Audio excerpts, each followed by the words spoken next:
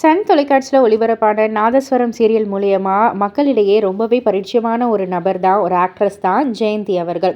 So இவங்க சமீபத்தில இன்டர்வியூல ஒரு விஷயத்த பகிர்ந்துக்கிட்டாங்க. அதாவது எந்த மாரி கேரக்டர் பண்ணணும்னு அவங்க ரொம்பவே ஆசைப்படுறாங்க அப்படின்ற ஒரு விஷயத்த தான் அவங்க பகிர்ந்துக்கிட்டாங்க. இப்போ ரீசென்ட்டா நம்ம தாய் கிழவி ராதிகா மேம் உடைய கேரக்டர் வந்து எல்லோருக்குமே ரொம்பவே பிடிச்சு போயிருக்குல்ல.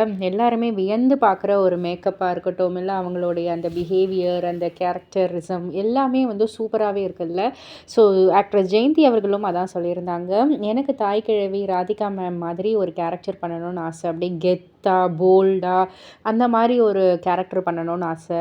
அப்படி இல்லனாலும் வந்து ஒரு கிராமத்து சார்ந்த கதை, அதில கண்டாங்கி கட்டி அதில வந்து ஒரு மாரி கெத்தா, அந்த மாரி ஒரு ரோல்லாம் பண்ணணும்னு எனக்கு ரொம்ப ரொம்ப ஆசை. ரொம்ப நாள் ஆசை அது, அப்படின்ற மாரி அவங்க பகிர்ந்திருக்காங்க. இத பத்தி நீங்க என்ன நினைக்கிறீங்க? உங்களுடைய கருத்து என்ன? அப்படின்றத கீழ உள்ள கமெண்ட் பாக்ஸ்ல குறிப்பிட்டு சொல்லுங்க. மறக்காம சேனல சப்ஸ்கிரைப் பண்ணி பக்கத்தில உள்ள பெல் ஐகான கிளிக் பண்ணிடுங்க.